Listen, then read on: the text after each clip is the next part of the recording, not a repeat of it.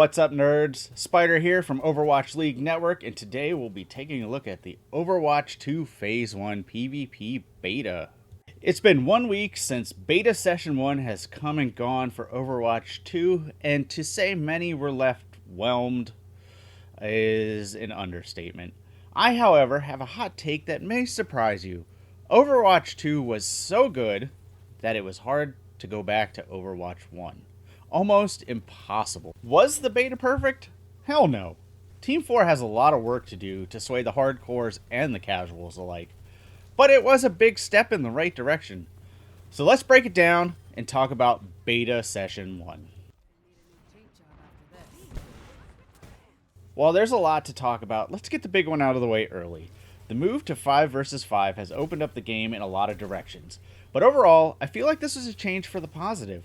While losing the tank duo synergy is a blow to overall game strategy, the lack of a second tank has led to a more dueling first-person shooter mindset. Long gone are the days the supports can bunker behind 2 tanks and live their lives in relative safety from harm. Okay, that wasn't really true in Overwatch 1, but you're definitely more exposed in Overwatch 2 as a support player. This leads back to that dueling mindset. And while there are some complaints that ring true about the old maps feeling weird with only 10 players on the board, I think 5 versus 5 is a move in the right direction to bring Overwatch back to its first-person shooter roots. There is a lot to say on this move overall, but a lot of people have already talked about it, so I'll leave it here for now. The other piece I want to touch on here real quick is the move away from hard crowd control, or CC. Most stuns or disables in the game have been removed in Overwatch 2. Ana retains her sleep, and that's about it. Some displacement effects are still in place like Lucio Boop and Hammond Boop, but most hard stuns are gone. This can lead to feeling helpless when staring down a raging monkey or a tactical visor, but has led into a shift of more self-accountability and positioning, as well as team accountability and peeling. To this point, the game feels much more open to play, more like a first-person shooter and less like a MOBA, which I personally greatly enjoyed. Gone are the days of getting stunned, into frozen, into slept, into stunned again, and then dead as a tank, and I, for one, am glad. Okay, the other 2 big standouts in the first beta were Push instead of 2 CP, and of course, the first new hero in Overwatch in 2+ years, Sojourn. When the beta first launched, Sojourn was easily outclassed by pretty much every other hit scan. Just look at the recent Overwatch League matches to see how strong Soldier 76 was. After a nerf to 76 and a few buffs to Sojourn, we finally started to see her shine at the end of the beta. Alright, let's do a quick rundown of her kit. Her primary fire is a fast projectile that travels similar to the Volt or 301 if you've ever played Apex, which means you kind of have to lead the shots on moving targets a little more than a hit scan.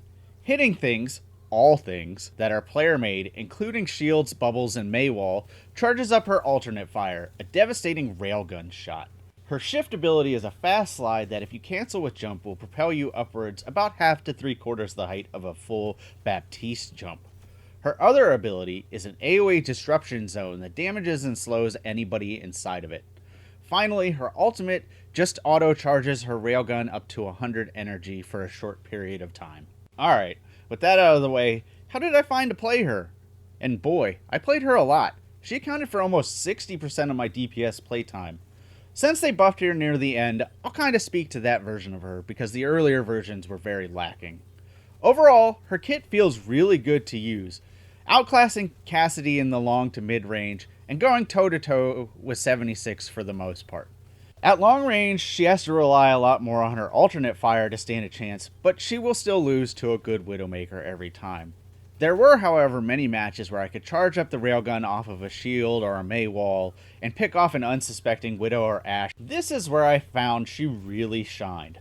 Focusing on in-your-face targets, using the slide to escape, and turning to pick off an unsuspecting victim. Once you learn her breakpoints, she becomes really dangerous. Around 80 energy, you can one-tap headshot a 200 HP hero, and at 100 energy, you can one-tap headshot 225 HP heroes.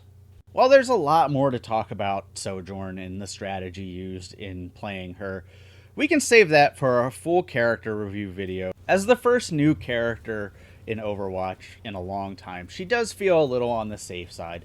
I do expect more heroes to come in later betas, which they've pretty much confirmed. And that's where I think we'll start to see them branch out a little more in terms of hero design.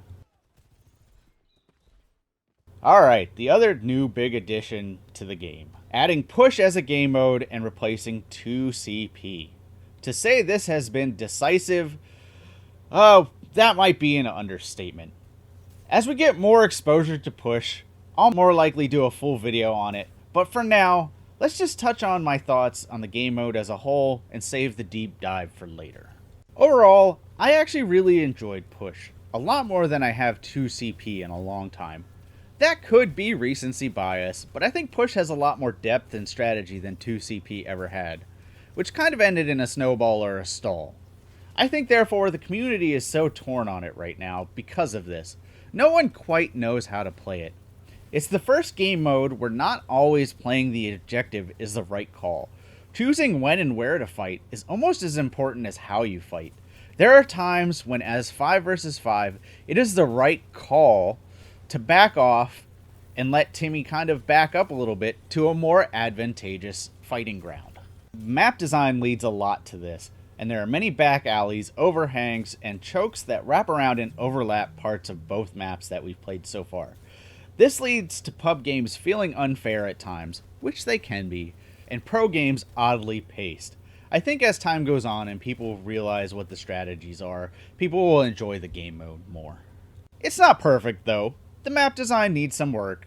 I think the spawn rooms need to be adjusted, and the overall checkpoint placement needs to be looked at. Coliseo's first checkpoint is in a really rough position.